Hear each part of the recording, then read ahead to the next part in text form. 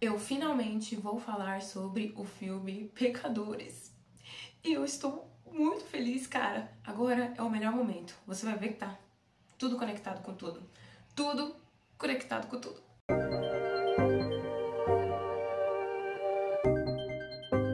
Olá, seja bem-vinda a mais um vídeo do canal Minona Oficial. Eu sou a Benaia e esse é mais um vídeo do Ciclo Serpente, uma série de conteúdos tanto aqui no YouTube quanto lá no Instagram, minona.oficial também, onde eu trago um pouco dessa conexão com a magia, com a feitiçaria, com a espiritualidade a partir de um viés afro-referenciado e principalmente a partir de uma perspectiva afrodiaspórica também, né? Entendendo esse contexto diaspórico e como esse legado, essa ancestralidade pode fazer com que a gente enxergue a nossa existência e tenha uma outra visão sobre a sociedade, sobre o nosso entorno, de outra forma a partir de uma conexão profunda com a ancestralidade, com a natureza. E eu decidi fazer esse ciclo serpente aqui na Minona, até porque isso é uma das bases da Minona, mais especificamente no dia 7 de setembro, a gente vai ter um eclipse poderosíssimo, né? Uma lua cheia no signo de Peixes com um eclipse ali nessa lua cheia. E esse é um grande convite do céu para que a gente não tenha medo de realizar os nossos sonhos, né? Para que a gente possa usar, assim, de uma dimensão, de uma conexão espiritual para lembrar o quanto que a nossa existência aqui na matéria é sobre realizar sonhos e o quanto que isso foi negado para nós, assim como o conhecimento ancestral relacionado à espiritualidade. O Círculo Serpente é sobre isso e eu estou aí, né, na proposta de fazer um grupo de ativação para esse eclipse, que começa oficialmente no dia 1º de setembro. Apesar de que já rolou umas coisinhas muito maravilhosas nesse grupo do WhatsApp. Do dia 1º de setembro ao dia 7, que é o ápice desse eclipse, e aí na lua cheia, eu vou mandar 7 áudios de ativação para esse eclipse, para que você possa transformar o medo em poder. O medo que fizeram você ter da sua espiritualidade, que aliás tem tudo a ver com o que a gente vai conversar aqui sobre o filme Pecadores em si, mas o medo sobre a sua espiritualidade, sobre a sua história, sobre si mesma, vai se transformar em poder. Essa é a proposta do Círculo Serpente, essa é a proposta do grupo de ativação para o eclipse e da imersão serpente, que começa depois do eclipse em si e que vai ser um movimento incrível, sensacional, que lá nesse ambiente fechado, pelo Meet, a gente vai conversar sobre a energia sensual, sobre como não ter medo mais de se conectar de fato com a sua espiritualidade, entender de onde vem esse medo, trabalhar assim a energia da prosperidade, do dinheiro, do cash, do money, entendendo que isso também é político, entendendo que a nossa ancestralidade usou sim da magia para poder se relacionar com o dinheiro. Tudo isso a gente vai ver na imersão serpente. Se você quer receber informações exclusivas sobre a imersão, uma condição poderosíssima sobre a imersão, você tem que estar no grupo de ativação para o eclipse. Eu vou deixar o link no comentário fixado para você entrar nesse grupo. Esse grupo é gratuito, ok? É um grupo do WhatsApp gratuito, onde você vai receber conteúdos exclusivos e esses 7 áudios de ativação e ainda ter uma aula fechada, gratuita, pelo Meet no dia 1º. Dia 1º, quando a gente começa os áudios oficiais lá no grupo do WhatsApp, eu vou fazer uma aula sobre como você criar os seus próprios rituais sem depender de fórmulas prontas da internet, ok? A espiritualidade é sempre um movimento de liberdade, é sempre um movimento de autoestima, é sempre um movimento de poder, né? E estimular isso em você, pra mim, é importantíssimo. É sobre curar uma ferida muito forte, muito enraizada. Essa aula vai ser sensacional e nessa aula também vou abrir as vagas para a imersão serpente. Assim, você só tem coisas a ganhar participando desse grupo, então não esquece depois, quando terminar o vídeo, de clicar no comentário fixado e fazer parte desse ciclo em si. E como a ideia desse ciclo é trazer uma série de conteúdos para fazer a gente refletir sobre esse legado espiritual, né, deixado pela diáspora e ter uma visão política também, social sobre tudo isso, nada melhor do que falar. Eu tô emocionada. Falar sobre o filme mais incrível de todos os tempos. Sim, do meu filme favorito. Eu preciso começar esse vídeo, né, falando que esse é um vídeo bem diferente normalmente dos vídeos que eu faço aqui na Minon. Provavelmente vai sair um vídeo longo, certo? Provavelmente vai sair um vídeo longo. Eu trouxe até o quê? Os meus óculos e eu fiz várias anotações aqui no celular, então eu vou sim parar, é tipo uma aula mesmo, tá? Eu vou parar aqui, vou ver as anotações, porque se eu falasse as anotações, meu Deus. Então eu fiz umas anotações, só que fazendo as anotações deu muita coisa em si, né? Porque eu, né, já estudei audiovisual, já assisti muitos filmes, eu já assisti filmes assim que eu até já esqueci o nome. Muitos filmes de todos os países que você pode imaginar, de todas as épocas que pode imaginar em si. E pra mim era muito difícil colocar um filme preferido, né? Então, vários filmes já foram os meus preferidos, já fiquei assim, você vai mudando, você vai repensando algumas coisas. E esse era meio um espaço difícil de eu colocar um único filme como preferido. Mas depois que eu vi Pecadores, eu falei, esse é o meu filme preferido. Desde o momento da minha vida, esse é o meu filme preferido, porque ele fala sobre questões muito caras, muito importantes pra mim em si. E olha só que ironia, né? Logo, meu filme favorito é um filme de terror, que é um gênero que eu não gosto. Não gosto de filme de terror, né? E eu acho importante também trazer nesse vídeo que eu só fui assistir esse filme porque as minonas, assim, entraram na minha mente. Eu recebi muitas mensagens pra que eu pudesse assistir esse filme, né? Então, foi graças às minonas que me mandaram as mensagens. Falaram, você já viu Pecadores? Não sei o que, assiste Pecadores, eu quero ver a sua visão sobre Pecadores. Que fez deixa eu ir lá assistir. E eu lembro que eu assisti esse filme no último dia de exibição, né, aqui no cinema em São Paulo, era o último dia de exibição, então eu falei assim, não tem jeito, eu preciso ir lá assistir. Inclusive fui num cinema super bacana aqui em São Paulo, assim, uma poltrona, assim, a primeira fileira, num sofá, muito luxo. Adoro, é sobre isso, né? Ser feiticeira é sobre conseguir fazer com que a sua vida de fato seja uma vida confortável e com sentido, antes de tudo, não é sobre uma performance em si, tá? Mas só pontuando o quanto que foi especial tudo, assim, né? Então foi com uma musão, num dia de semana, no meio da tarde, num cinema, assim, tipo, poder ficar deitada, uma poltrona pra ficar deitada. Eu acho que é a Cine Sala São Paulo, não lembro agora o nome do cinema aqui, né? Mas é um cinema muito bacana, eu gostei muito da experiência, né? Então foi tudo muito incrível, né? E esse lugar de liberdade, né? Dessa liberdade de poder fazer um movimento que de fato faça sentido, e o que fazia sentido naquele momento era assistir esse filme em si, tá? Bom, vamos lá. Como eu disse, esse vídeo vai render, vou explicar algumas coisas, vou trazer alguns pontos, né, que eu acho interessantes de reflexão relacionadas a esse filme em si.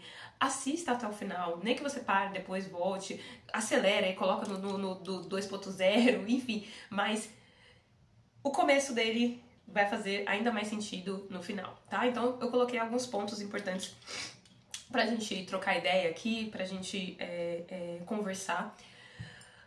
Vai ter spoilers, então já aviso isso, tá? Vai ter spoilers, eu aviso porque eu sou uma gata que não gosta de spoilers, né?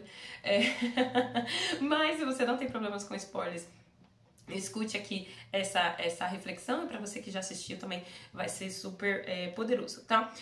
Eu não vou me atentar a contar a história do filme. Então, eu vou contar, e aí acontece isso, e faz aquilo e tal. Não, eu já vou trazer alguns elementos importantes relacionados ao filme em si. Até pra que, se você não assistiu, mesmo com os spoilers, não acabe com a sua experiência, ok? E pra você que já assistiu, lembrar sobre essas informações, sobre essas cenas e afins, tá? A primeira coisa que eu gostaria de falar sobre esse filme, e eu acho que chamou bastante atenção isso, né? As pessoas falaram bastante sobre isso relacionado a esse filme, que é sobre a dualidade dos dois personagens, né? E por que eles são gêmeos em si. Tá? A ideia desse vídeo como um todo, né, é trazer uma noção importante sobre por que esse filme se chama Pecadores. Tá? Fica com essa ideia, né, de falar por que O nome desse filme é Pecadores. E a gente trocar essa ideia por aqui. Mas eu precisava começar com essa perspectiva do porquê que são gêmeos. Por que não é só um personagem do Michael B. Jordan ali em si, né? Por que o roteiro precisa ser dois e eles precisam ser gêmeos? Isso já me chamou bastante atenção, né? Analisando o filme, refletindo sobre o filme, porque é justamente sobre um princípio muito importante dentro da espiritualidade africana, que é da dualidade, que é a gente enxergar a dualidade. Então, os personagens ali, né, que é o Smoke, o Stank, e o Smoke muito mais na energia da ordem, né, que é o Michael B. Jordan ali de azul, tá? E o Stank na energia do caos, né, que vem na cor vermelha, inclusive. Aliás, esse azul relacionado ao caos, quer dizer, esse azul relacionado à ordem do Smoke tem a ver com um princípio do voodoo bem bacana, mas isso eu vou falar lá na imersão de serpente. Lembra sobre isso? Você que tá aqui nesse vídeo, que depois vai estar na imersão serpente, sabe que eu vou falar sobre o azul ali em si, ok? Dentro da tradição do voodoo. Mas ter essa primeira perspectiva de que aqui a gente está falando sobre uma dimensão espiritual. A ideia desse vídeo vai trazer uma perspectiva espiritual para esse filme em si. Então a gente já tem sobre essa dualidade, né? Sobre a ordem e o caos, né? Sobre o espírito e a matéria também, né? Então essa perspectiva, né? Dessa dimensão entre matéria e espiritualidade e que elas são opostas e ao mesmo tempo são gêmeas. E por isso que elas precisam ser gêmeas. Por isso que a personalidade dos dois é tão diferente, assim, né? Mesmo eles sendo gêmeos, mesmo tendo a mesma criação ali, né? Então, o Smoke como essa referência à espiritualidade e o Stank em relação à matéria, por isso que a postura dele já é mais relacionada à matéria em si, né? Então, isso me remete também a um conceito importante sobre o divino. E que o divino é dual. E presta atenção, ó, tudo vai fazer muito sentido, minha gata. Vamos falar. Tudo isso vai fazer muito sentido, tá? Mas esse divino, que não é visto só como bom, né? E existe um diabo que é visto só como mal. Mas uma noção do divino que é sim dual. As divindades são duais. E aí, trazendo essa dualidade, não tem como a gente não pensar aí talvez a divindade mais conhecida, mais popular pela sua dualidade, que é a divindade Yorubá Exu. Né? Então Exu traz essa dualidade, mas que é um princípio da espiritualidade africana como um todo. Né? As divindades africanas são duais como um todo em si. Né? E aí se entra num outro processo. Né? Na dualidade também, e aí obviamente que eu vou relacionar isso, sobre o lugar da espiritualidade e o lugar político desse corpo preto, o lugar social desse corpo preto. E a dualidade de ser um corpo preto, de ser uma existência preta num mundo feito para os brancos. E a gente tem essas duas dualidades aqui, essa dualidade espiritual e essa dualidade social em si. E aí você fazer parte de uma sociedade que você sabe que te violenta, que não quer o seu bem, uma estrutura, e ao mesmo tempo fazer parte dessa estrutura, né? Precisar fazer alguns caminhos para conseguir escapar de algumas dinâmicas e saber que essa estrutura não quer o seu bem. Por quê? Porque esses dois personagens são gangsters. Eles são foras da lei, né? É isso, eles na história deles, eles vão pra guerra e tal, depois eles trabalham com a máfia, com o Al Capone e afins.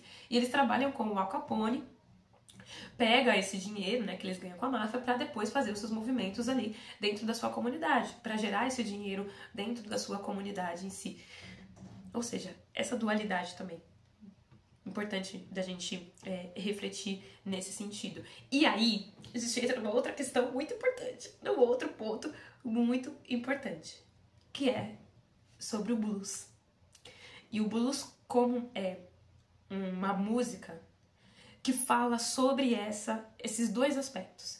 O aspecto espiritual e a dualidade de ser o corpo negro que vivencia, né, que está nesse mundo branco em si, né?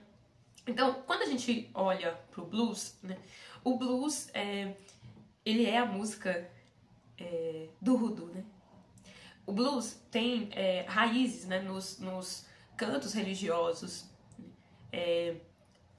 dos africanos em diáspora, tem essa relação, né, com esses cantos religiosos, tem a relação com as spirituals, né, que era, enfim, né, canto dos escravizados também, né, com os work songs, que também era cantos que os escravizados faziam quando estavam nas plantações, então cantos de lamento, né, quando eles estavam trabalhando muito, então era uma forma também deles aguentarem o trabalho. Inclusive no filme tem uma cena assim, que eles estão passando de carro e aí tem, né, uns pretos trabalhando, por mais que já aconteceu a abolição da escravidão, mas para entender esse lugar, mesmo com a abolição da escravidão, aí lá eram os presos em si.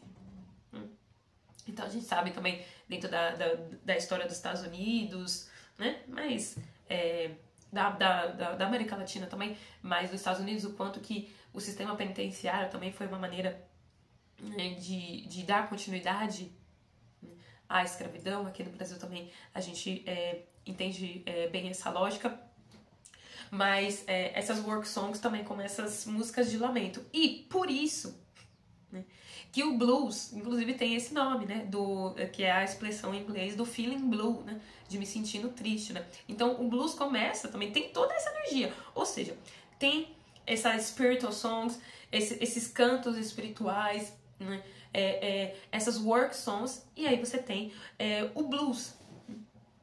E aí eu lembrei muito, refletindo sobre, eu até coloquei aqui na anotação, do álbum Bluesman, do Baco, né?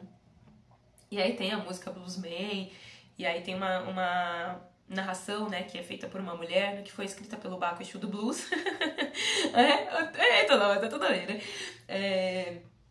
Que fala um pouquinho sobre o que é ser bluesman.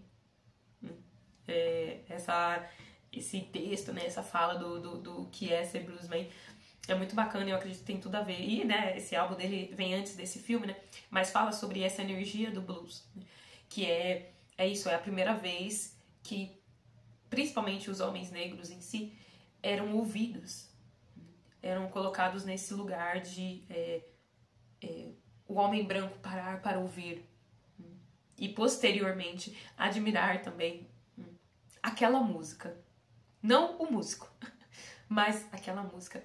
E aí tem uma frase muito forte nesse texto do Baco,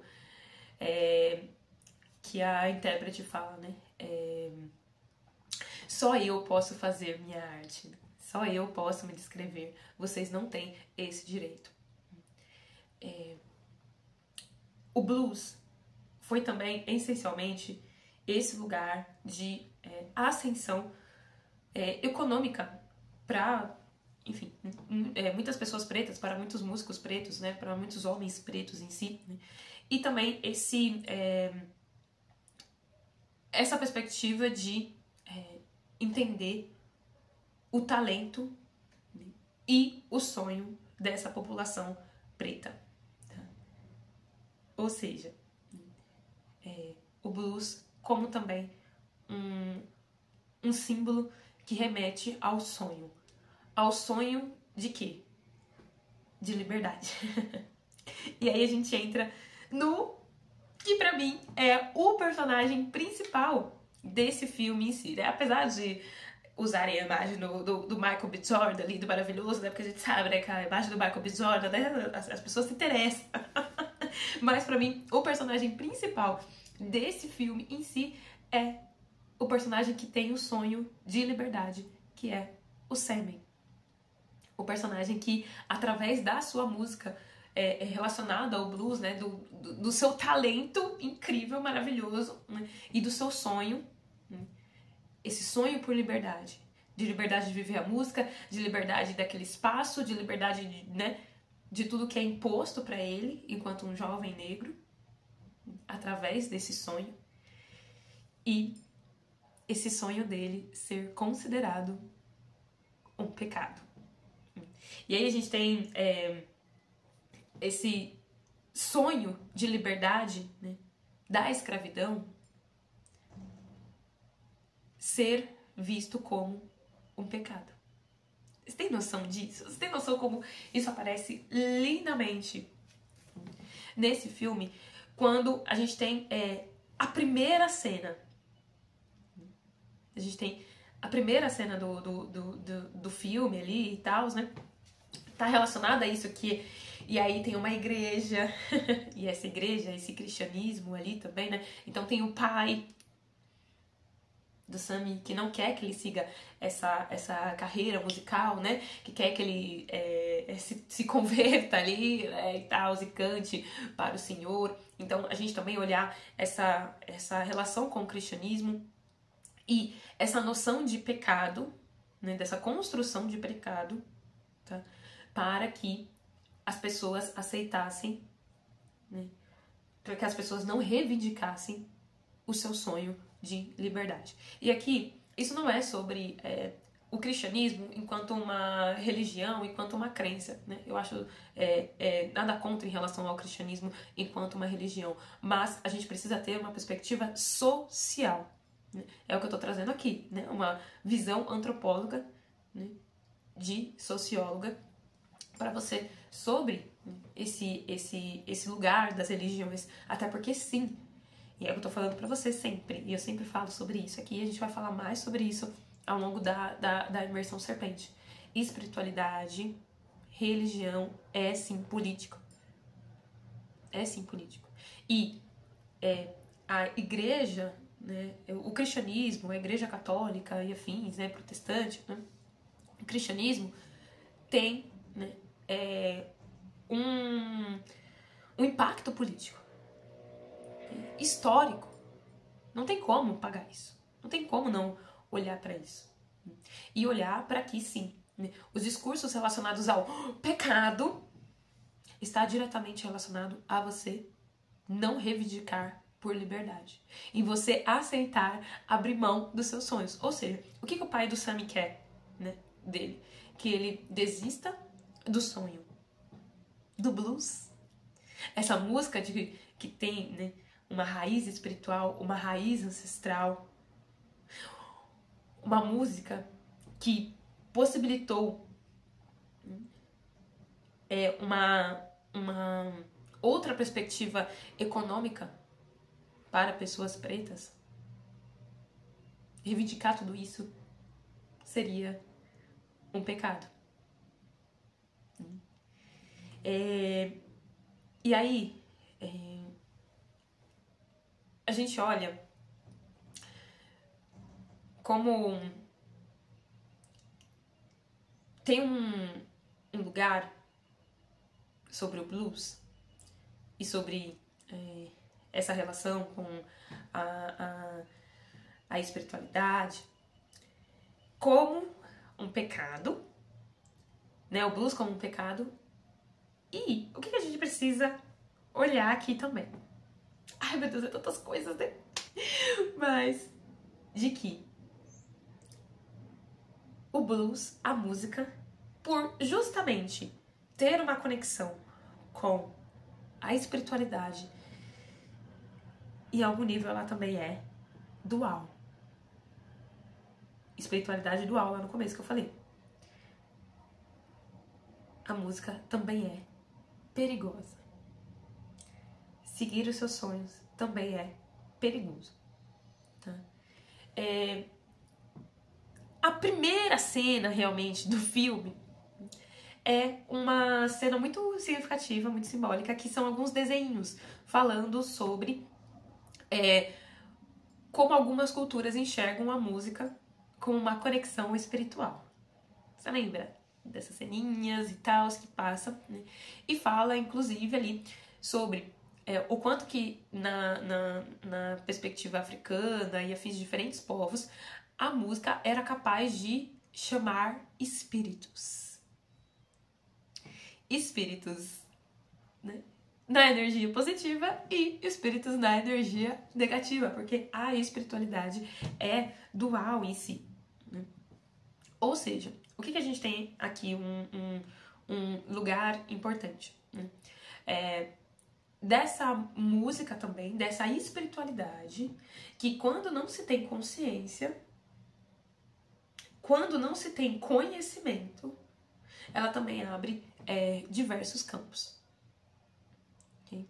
E essa relação da música, do blues, há também um lugar do ruim, relacionado ao ruim. E aí a gente entra num outro ponto, né, desse todo esse misticismo relacionado ali à dinâmica da música em si, que inclusive, antes de entrar nesse ponto, tem a cena mais linda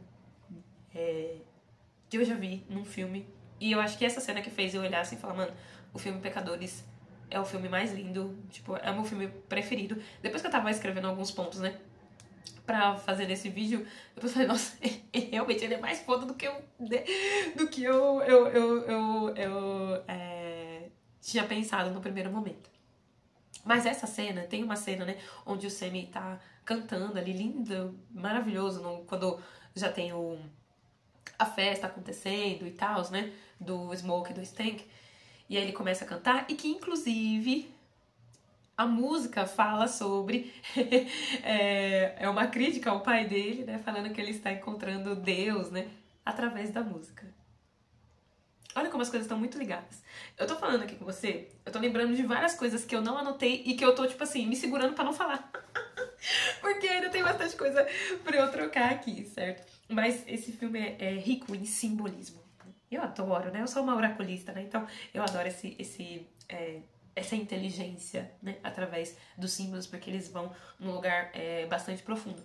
Mas tem a cena que o Sammy tá cantando essa música e que chega espíritos relacionados à ancestralidade, espíritos relacionados ao futuro. E aí, sobre essa dualidade relacionada ao tempo. Por que não é só sobre ancestrais? Também é sobre futuro. Porque num princípio de espiritualidade, num princípio de tempo ancestral africano, essas coisas estão juntas, no mesmo espaço. Que loucura, né? Mas ter consciência disso faz toda a diferença. E aquela cena mostra isso. Que naquele contexto ali, ele traz, né, espíritos do passado e espíritos do futuro. Aquilo pra mim foi uma cena belíssima. E ele cantando aquela música sensacional, e aí todo mundo curtindo junto. Nananana. Ou seja, o nosso presente é sobre, né, olhar para essa ancestralidade e também tornar possível esse futuro. Sabe que o presente é sobre isso, né? E aí tem aquela cena linda, maravilhosa, que eu amo. Só que é nessa cena a dualidade do rolê também. Todo mundo ali se divertindo, os espíritos ali, as gatas dançando um twerk, eu adorei. Tem até as gatas dançando os twerk delas. Quem aparece? O vampiro. Quem aparece, né? O vampiro. Mas antes de falar do vampiro, eu preciso falar sobre um mito, né, que inspirou, inclusive, esse filme, tá?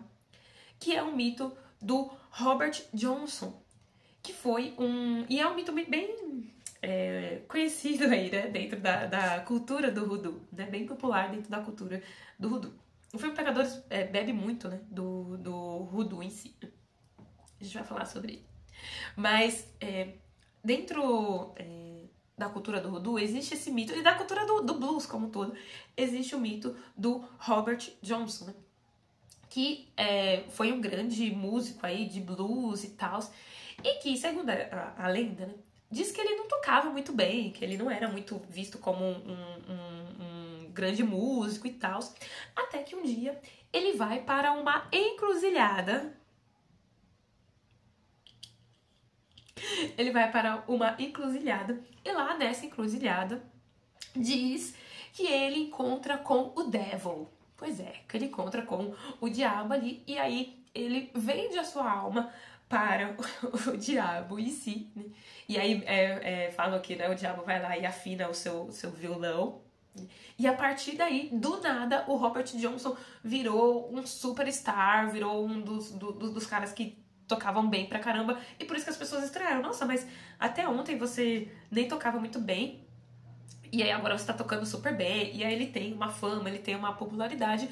Só que o Robert Johnson morre precocemente, com 27 anos, né? A idade aí da música, né? Então ele é um dos artistas que morre com 27 anos e que a sua morte acaba sendo meio, tipo, as pessoas não sabem muitas informações do que de fato aconteceu. É uma morte meio misteriosa e daí se fortaleceu essa lenda que na verdade ele tinha feito um pacto com o demônio em si, tá? Só que dentro da perspectiva do Voodoo, essa história é contada que quando o Robert Johnson vai pra encruzilhada, ele na verdade se encontra com Papa Legba, que é uma entidade em si, né, dentro do voodoo, enfim, poderia ficar um vídeo todo falando só sobre Papa Legba, mas que é uma força espiritual que está relacionada também à dualidade. Muitas pessoas associam às vezes com Exu, mas não é que é a mesma divindade, não tem nada a ver, né? Papa Legba não tem nada a ver com o Exu em si, né? Nada a ver entre aspas, porque na verdade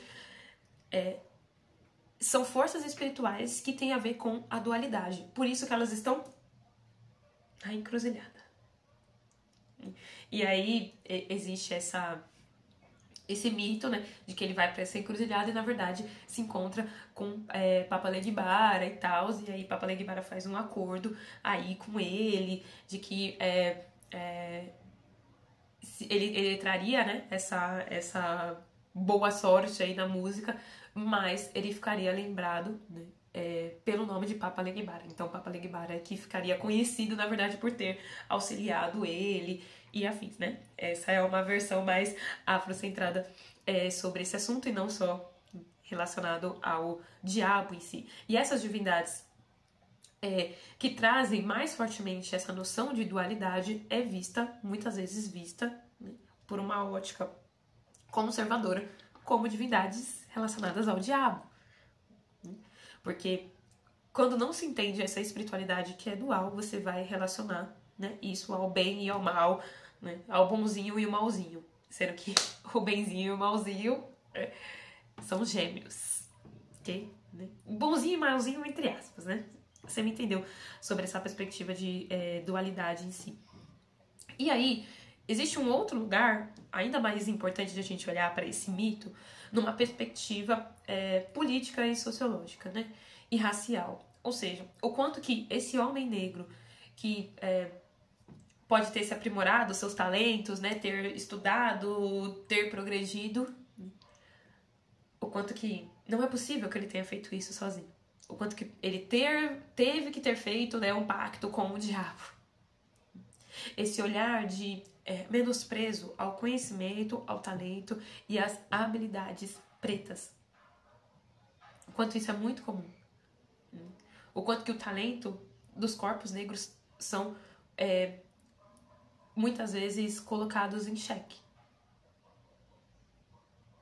Presta atenção sobre essa perspectiva, né? E o quanto que a espiritualidade é um movimento importante para que a gente possa alinhar essas duas coisas, a gente possa trazer a espiritualidade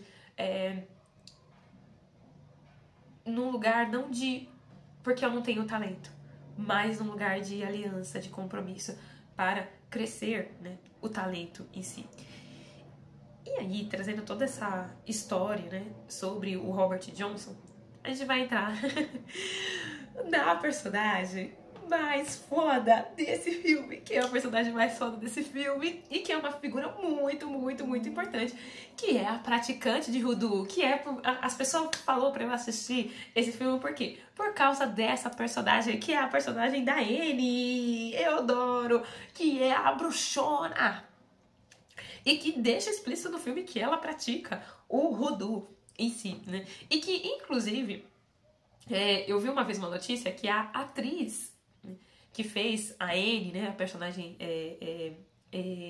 que era o par do Smoke, ela passou, né, por algumas pessoas que cultuavam o voodoo e tal, né, praticantes de voodoo. Então ela fez uma pesquisa de campo com essas pessoas e que ela ficou fascinada pelo voodoo. Então que ela adorou saber mais sobre isso, né, enfim, que agora ela usa também essas práticas do voodoo. Enfim, né, que ela ficou apaixonada por essa prática em si, né? E aí, eu gosto muito de como que ela chega nessa cena, como que ela inicia ali o processo, né, que é com o Smoke voltando ali na casa e tal, né?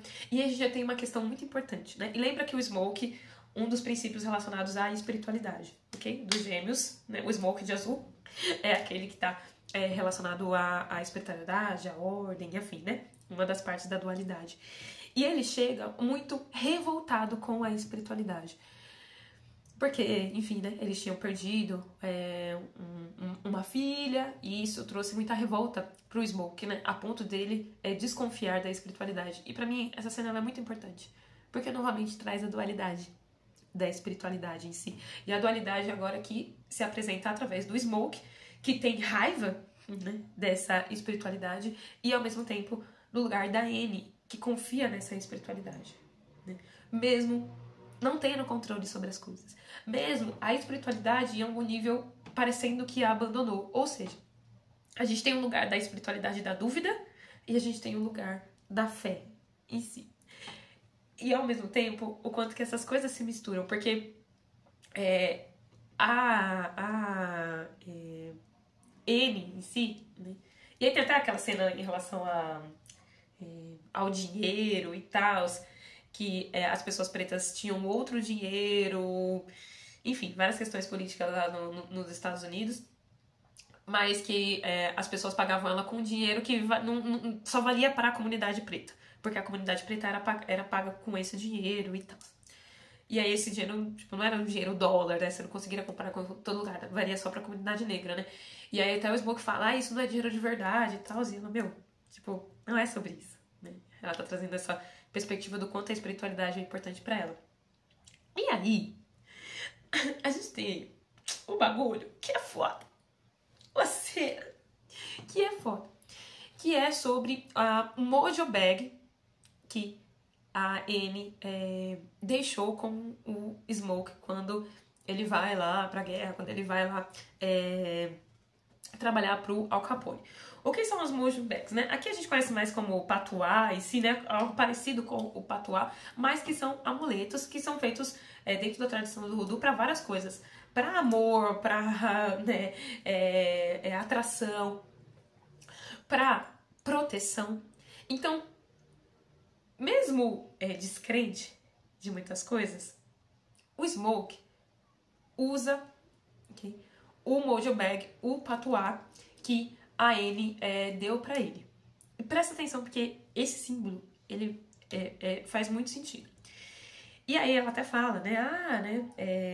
Você acha que essa espiritualidade é uma besteira, mas quem disse, né, que você não voltou vivo porque eu deixei esse patuá ali com você, né? E aí ela fala sobre o patuá e afins.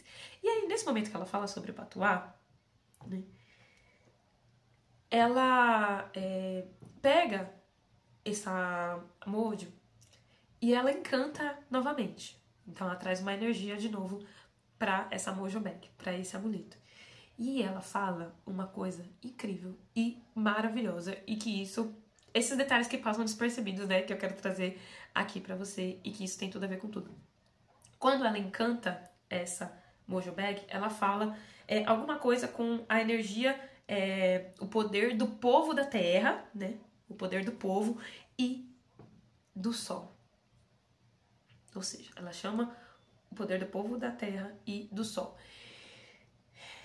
E a gente vai falar sobre o sol, mas o sol é o grande herói, né, desse filme em si, né.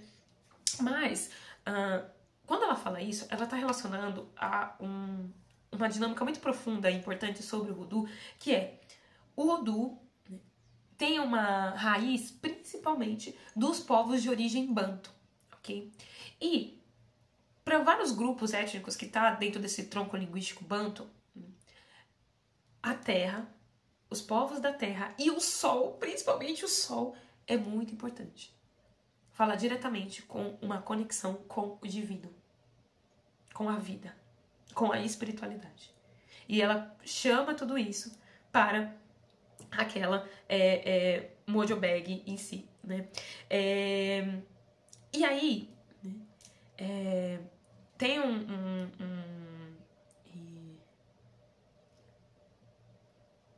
um lugar importante, né? Que é essa personagem da Anne é a personagem que avisa que os vampiros são vampiros, né?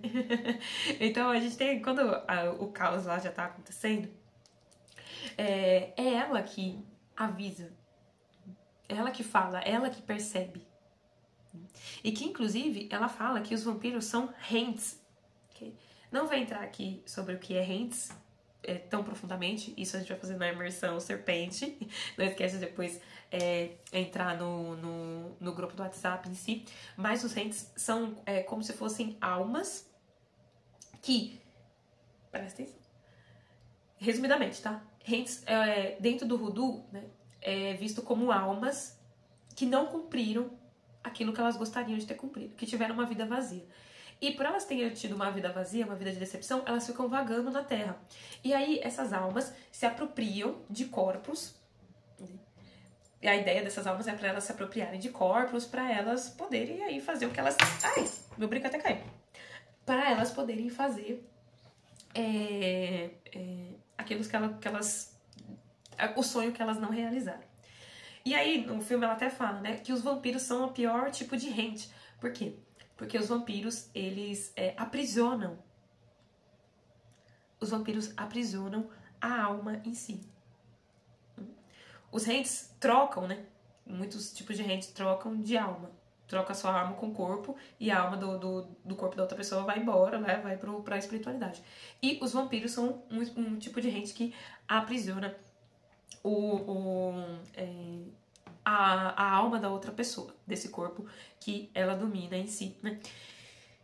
E aí, novamente, a conexão com a espiritualidade não pode ser inocente. Então, por mais que ela possa parecer nesse primeiro momento, né, junto com Smoke, que ela é cheia de fé, que ela acredita em muitas coisas, quando o bagulho pega fogo, quando a loucura acontece, ela é aquela que, né, impossibilita que o caos seja ainda maior, porque ela percebe que estão se tratando de vampiros, ou seja, ela não tem uma visão inocente. E a espiritualidade não pode ter essa visão inocente, porque ela é dual. O tenso existe, né? E aí a gente entra na questão do vampiro mor em si, né? Do vampirão lá que aparece, né? Que é o grande vilão lá da história. E aí a gente tem quando ele aparece, é muito significativo, porque ele aparece sendo perseguido pelos povos originários em si. E não tem como a gente pensar sobre espiritualidade na diáspora sem pensar os povos originários. Eles fazem parte, né, dessa conexão espiritual. Eles precisam fazer parte dessa conexão espiritual, né? Então, eles aparecerem ali, daqueles que estão perseguindo, né, que tem essa visão, que tem esse conhecimento, essa sabedoria em relação àquele mal ali, mostra que não tem como a gente pensar o Voodoo, não tem como a gente pensar essa elevação espiritual sem, né, reverenciar os povos da Terra. Isso é, inclusive, um princípio Bakongo, né, que é um povo da etnia do tronco linguístico Banto em si.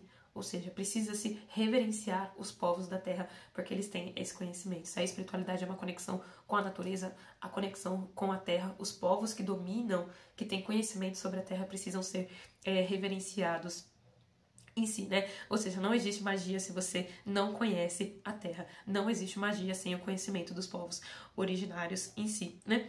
E aí a gente tem aquela cena que, ao mesmo tempo, é a cena, pra mim, mais tenebrosa do filme, que me deu mais medo, e ao mesmo tempo uma cena gostosa, né? Que é a cena que o vampiro chega lá na casa do casal de Ku Klux Klan, e o mal que deixa o mal entrar, né? Eita, nós, né? E aí ele vê lá e tal, ele já, né, já fala o que, né, o cara da Ku Klux Klan quer ouvir, já entra e já arregaça todo mundo, já o vampiro já vai, já mata todo mundo, né? E aí, novamente, quando a gente tem essa relação, né, daquele vampiro, dessa espiritualidade ruim e da Ku Klux Klan, né, desse movimento político e social que deixa esse mal entrar, e aí que eles se tornam vampiros também e tal, e que depois arregaça tudo, e que chega numa parte do filme que esses dois são colocados como sobrinhos, né, do homem branco, que o Smoke e o Stank fizeram acordos ali, compraram o espaço para eles poderem fazer o bar deles em si, né? Novamente, para você realizar os seus sonhos, você precisa saber se proteger. Okay? E aí, né, tem aquela cena, né, do Smoke e do Stank, né, fazendo um acordo com o cara, e aí eles já conscientes que eles tinham que levar as armas, porque não dava para confiar. Certo? E aí o quanto que essas coisas elas estão conectadas em si também, tá? E aí a gente entra num outro ponto importante, né? Na inocência, na falta de proteção e na negligência. E o quanto que isso aparece também nesse filme, né? Tem até a gente tá do Ciclo Serpente, tem uma cena que aparece uma cobra, né? Que logo no início do filme, que os Smoke e Stank vão abrir o carro, assim, e aí sai uma cobra, né? Meio que pra atacar, eu não lembro qual dos dois, mas eu acredito que seja pra atacar o Stank, que é o que apresenta um maior nível de negligência em si, né? Ou seja, né? É como se a cobra fosse o aviso. Não seja negligente. Não seja inocente. Ok? Por quê? Aí entra a personagem, uma das personagens que talvez eu mais senti raiva nesse filme em si, né? Que é a Mary, que foi uma das amantes aí, né? Do Stank. E aí que ela aparece e tal, e aí que a gente entende todo o envolvimento deles em si. E que ela é uma personagem muito importante porque é ela que acaba colocando todo mundo em risco, né? É ela que possibilita que os vampiros entrem, que aquela espiritualidade, o caos todo aconteça em si, né? E aí... Mas ela não era uma pessoa má, né? Ela fez aquilo sem saber e tal, né? Porque ela acaba sendo mordida, porque ela sai, né, daquele espaço, vai lá conversar com os vampiros e aí já era, né? Tá lá com os vampiros, o vampiro mordeu ela, virou vampira. E aí, como ela era conhecida da galera, a galera deixa ela entrar e já era. E aí ela transforma o Stank também em vampiro, enfim. Só que a gente entra num outro ponto importante, né? Mas ela não queria, mas ela não era do mal, mas mesmo assim ela colocou em risco, né? E eu acho interessante porque é isso. Essa é uma personagem que, no contexto Brasil, a gente enxerga ela como branca, né? Então, obviamente, pelas as dinâmicas raciais do Brasil, a gente vê ela como uma mulher branca. Mas, na lógica do filme em si, e esse é um ponto importante, ela é vista como negra também, porque ela tem origem negra, né? E por isso que ela tá naquele espaço, né? Ela tem a passabilidade em relação a ser uma pessoa branca, mas quem conhece profundamente a ancestralidade dela sabe que ela tem um ancestral preto. E dentro do contexto dos Estados Unidos, isso faz, né? Porque tem um contexto lá da única gota de sangue e tal, então ela também é uma personagem preta. Só que ela é, obviamente, uma mulher preta de pele clara. E aí eu trago essa reflexão pra nós aqui também, nesse contexto Brasil, de pessoas pretas de pele clara, ser muito importante que, e eu falando sobre isso, né, sendo uma mulher preta de pele clara, que a gente tenha consciência e não tenha a inocência de colocar pessoas retintas em lugares de risco. Okay? Então, existe um discurso muito forte em relação à questão da identidade, porque é isso, porque eu sou preto, e obviamente que esses discursos são importantes, mas o quanto que é necessário, enquanto pessoas pretas de pele clara, também ter consciência de que como que eu posso fortalecer a minha comunidade, como que eu posso fortalecer as pessoas mais retintas que eu, que estão em risco maior. E o filme traz isso. Então ela toda, vai lá toda segura de si e ela que acaba colocando todas as pessoas em risco. E aí tem quando ela vai lá, né, falar com os vampiros, eles trazem também um discurso muito importante, que é o discurso da salvação. Né? Então você se transformar em vampiro, né, seria você ser salva. Novamente, você ser salva dos seus sonhos. Então os vampiros ali também com essa espiritualidade, né? Na verdade, essa salvação que te afasta do seu espírito, da sua espiritualidade e que te afasta dos seus sonhos em si, né? Então, o pecado aqui desse filme, o filme Pecadores, na verdade é sobre o negro que ousa ter sonho. Qual é o grande pecado? O negro que ousa sonhar em si. Né? E aí, o final do filme, pra mim, que começa na luta dos dois irmãos.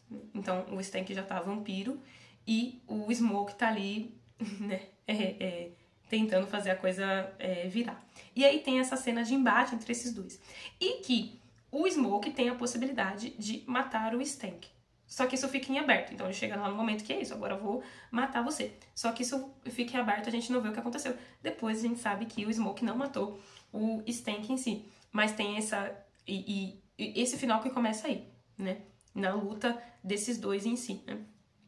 E que depois o vampiro vai lá alienar o Sammy, que é a representação do sonho. E o vampiro como a representação da salvação. Né? Porque você ter sonho, você ser um jovem negro que sonha, você é um pecador. O pai dele já dizia isso pra ele, e os vampiros e toda a sociedade diz isso pra ele em si, né? E aí o vampiro vai lá e o Sammy começa a rezar o Pai Nosso. Né? Ele começa a trazer o Pai Nosso. E aí o vampiro cagou. O vampiro, o vampiro fala até assim, eu lembro dessa oração, não sei o que, até fala a oração junto, ou seja, a oração com o vampiro não vai adiantar de nada, né? E aí chega o Smoke e dá uma estacada lá no peito do vampiro, né?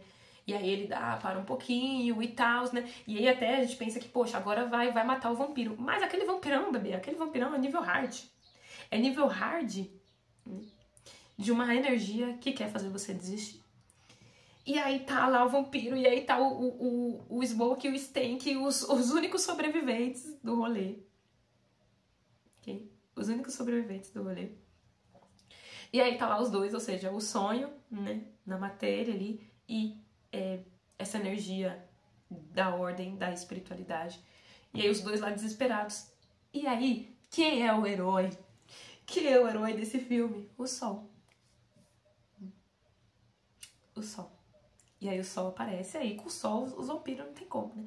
Esse divino, nossa, eu fico até emocionada, né, gente? Sol é tudo. E aí esse divino, né, que quer que você realize os seus sonhos. E aí mata os vampiros tudo, né? Coisas dos vampiros todos, né?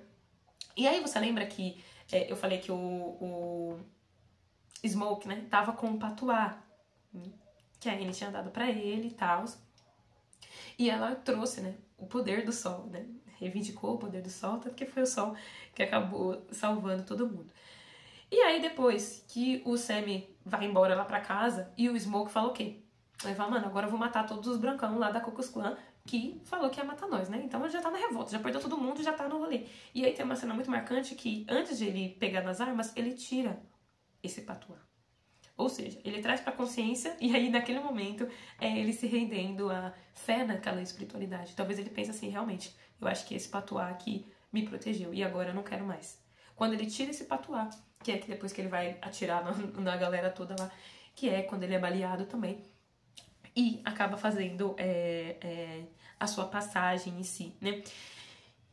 E aí que tem a segunda cena mais linda desse filme, a coisa mais incrível, maravilhosa, que é quando, né, ele tá nessa transição para o plano espiritual, que ele vê a Annie, né, que já tinha sido morta, que ele lá mata ela pra ela não virar uma vampira, porque ela pediu isso, né? Por quê? Quando a Anne pede pra ser morta, pra ela não virar um vampiro, ela acredita na continuidade da espiritualidade. Ela acredita que ela vai continuar na espiritualidade. Por quê? O vampiro está preso à matéria. Lembra? Aprisiona a alma. Aprisiona o espírito. E a Anne acredita que a espiritualidade vai ter continuidade em si, né? E aí o Smoke vai e encontra a Anne com a filha dos dois. E aí ela faz esse convite, né, pra ele lá. Até na hora tem o Brancão lá, o chefe da Ku Klux Klan, que oferece dinheiro pra ele. Né? Antes de morrer oficialmente, assim, oferece dinheiro, ele, mano...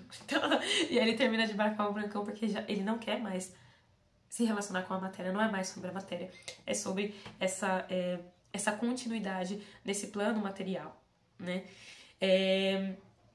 E aí vai e passa o Sammy encontrando, que é o começo do filme, encontrando o pai dele na igreja.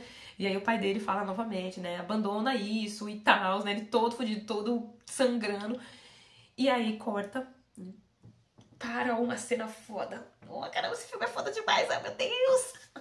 Eu sabia que ia dar 1 hora de vídeo. Eu sabia que ia dar 1 hora de vídeo em si. Mas vamos lá, tô finalizando. E aí corta pra cena ali, né? O Sammy, já velho, vivendo de música. Ou seja, o filme mostra que o Sammy, apesar de tudo, não desistiu dos seus sonhos. Viveu da sua música e fez muito sucesso, inclusive. E aí o Sammy tá lá, né, tiozinho já, né, no seu camarim. E aí chega quem? Chega o Stank, né, e a Mary. Que aí nessa cena já, ai meu Deus do céu, né, fudeu, né, vai virar todo mundo vampiro agora. E aí tem um diálogo maravilhoso, né, muito simbólico, muito maravilhoso. Ou seja, o Smoke não matou o Stank, né, porque o Stank prometeu que não ia fazer nada com o Sammy, né? Por quê? Porque precisa existir essa dualidade dos dois. Se o Smoke matasse o Stank, não faria sentido lá no princípio, que foi a primeira coisa que eu falei sobre a dualidade, né? E dessa dualidade ser importante para um filme que fala sobre espiritualidade, no viés dessa espiritualidade, no olhar sobre a espiritualidade em si. E aí, ele não matou, né? Mas ele fala, deixa o menino em paz, ou seja, deixa ele viver o sonho dele. E aí, beleza, aí chega ele lá, junto com né, o crush dele lá junto e tal. E aí eles têm um diálogo muito bacana. Que aí o Stank, inclusive, propõe isso ao Sammy, né? E aí, você quer ser imortal? Pode se transformar em vampiro, você ser imortal. E aí o Sammy tem a fala maravilhosa, né? Eu já fiz tudo. Eu já fiz o meu sonho. Eu já cumpri o meu sonho, né? Ele não diz exatamente com essas palavras, mas dá a entender isso a fala dele, né? Pra mim já foi. Eu posso ir pra continuidade espiritual. Eu não preciso ficar preso à matéria em si. E o Stank até concorda, né? Fala, é difícil, né? É meio sem graça até ficar puramente na matéria em si. Ou seja, a eternidade do Sammy não vem em ele ficar preso na matéria. Ficar vivo eternamente. A eternidade do Sammy vem, né, por ele ter realizado o sonho dele. E por isso ele pode dar continuidade no plano espiritual em si, né? E eu precisava finalizar essa análise de milhões, né? Do vídeo, sem dúvida, mais longo desse canal. Tirando as lives, né? Um vídeo mesmo mais longo. Que é falar o quanto que isso não é só sobre a história do filme, mas também do que acontece por trás do filme. Não tem como falar sobre Pecadores sem falar do Ryan Coogler, né? Que foi o diretor desse filme e que fez um contrato extremamente raro na indústria do cinema, que é sobre, daqui a 25 anos, ele ter o direito todo sobre esse filme. Isso é muito difícil de acontecer. Então, o Ryan Coogler coloca esse contrato, e isso foi aceito, né, pela produtora ali do filme, e isso traz uma dimensão de liberdade. Ou seja, a realização desse filme, né, de fato vai ir pro bolso de pessoas pretas. Quando o Ryan Coogler faz isso, ele coloca uma perspectiva de continuidade, de ancestralidade. Pô, há 25 anos, né? Mas isso vai ficar para alguém. E ele ter controle para quem vai ficar isso, né? Então, o quanto que isso envolve a questão econômica, o quanto que o Voodoo em si, essas práticas espirituais, estavam totalmente relacionadas, né? Muito relacionadas ao crescimento econômico também da população preta, que se debruçou sobre essa magia para crescer economicamente. Por isso que eu falo que o voodoo, a espiritualidade, o feitiço é também política, é também sobre dinheiro, sobre money, porque essa é uma reivindicação política.